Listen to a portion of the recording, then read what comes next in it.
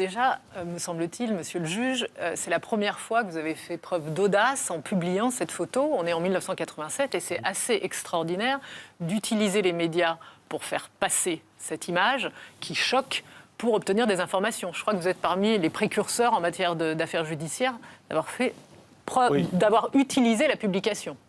Il a été dit que ça avait été la plus grande campagne de diffusion, effectivement, à cette époque. On était un peu dans la période d'action directe, vous savez, il y avait eu cette première diffusion, mais dans ce type d'affaires, je crois que nous avions effectivement utilisé des moyens qui étaient inhabituels, mais qui me semblaient vraiment indispensables. J'ai donc ainsi contacté beaucoup d'organismes pour que ces affiches soient diffusées dans toute la France, et notamment auprès de personnes qui pouvaient être sans domicile fixe.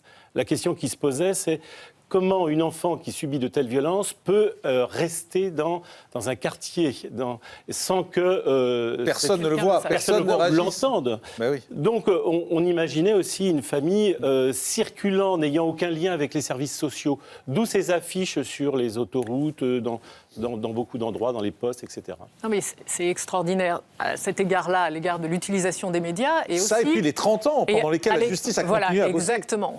Cette affaire montre la pugnacité de la justice lorsqu'elle veut trouver, lorsqu'elle cherche, et elle ne ferme pas. Il n'y a pas de prescription dans cette affaire judiciaire, il n'y a pas eu de prescription. Il y a toujours eu des actes pour que l'instruction soit toujours ouverte. Eh bien, on est arrivé à terme à déterminer qui pourrait être, encore une fois, présomption d'innocence, qui pourrait être l'auteur de ce crime terrible.